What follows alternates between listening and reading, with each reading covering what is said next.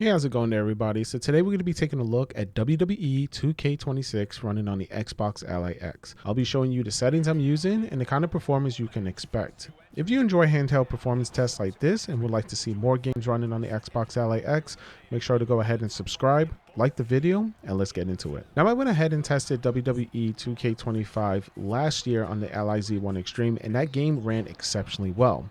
2K26 performs just as smoothly. You could go ahead and push the graphics close to max settings and the overall experience remains very smooth. There is one thing I ran into which was a problem that I also had on last year's game, and that's enabling VSync that makes the gameplay just feel sluggish and everything just moving in slow motion for some reason. Frame rate doesn't drop much, but for some reason the gameplay clearly feels slower than it should. The easiest fix I found was just obviously turning VSync off, which I recommend. Another option is enabling multi-wrestler mode. That does fix the slow motion feeling, but it also caps the frame rate around 30 FPS. If screen tearing bothers you more than lower FPS, then you might want this option. The tearing is mostly only noticeable during cutscenes rather than the matches themselves, however. Aside from that, the game runs extremely well. Using the settings I'm showing, you can expect roughly 50 to 60 FPS while running a handheld in 17-watt performance mode, which is what I've been using for this entire video.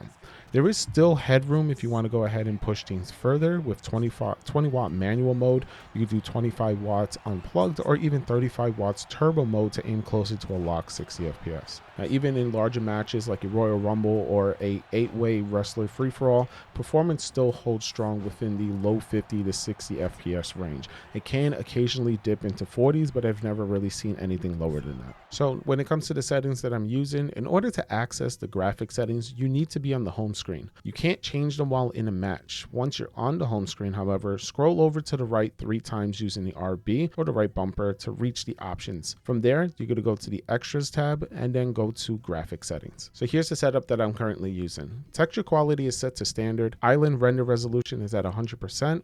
VSync is off, like I mentioned before, because of that problem. And then action camera FPS is set to 60 FPS. Shadows are on, with shadow quality and shader quality both set to ultra. Anti-Aliasing set to TAA. Reflections is on high, and then dynamic scaling uses AMD FSR 1 and sharpness is set to 5. Depth of field is going to be optional. Turning it on will blur the audience, giving it a cinematic look. Turning it off keeps the audience in full focus. Motion blur is also going to be optional. Audience density is going to be at 100%, but if you want a little extra performance, you can always go ahead and lower that to 50%, and then multi-superstar mode is going to be turned off. This configuration is going to balance performance and visuals, giving you a smooth gameplay while also keeping the action looking great.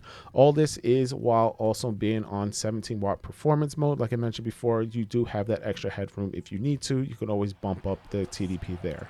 And then of course we are also on 1080p as well. Now, one setting worth paying attention to is anti-aliasing. I do recommend using TAA at 100% crowd density. The audience can look a little pixelated at times, but TAA does smooth it out nicely. If you need extra performance, lowering the crowd density to about 50% works, but with TAA enabled, even the higher settings look good. Overall, I have no complaints with how WWE 2K26 runs on the Xbox Ally X. Performance is strong, visuals look great, and it holds up very well during chaotic actions on screen. If you try these settings, let me know how it works for you in the comment section down below. If this video helped, leave a like, and if you want more handheld performance tests, consider subscribing. Thanks for watching, and I hope to see you in the next one.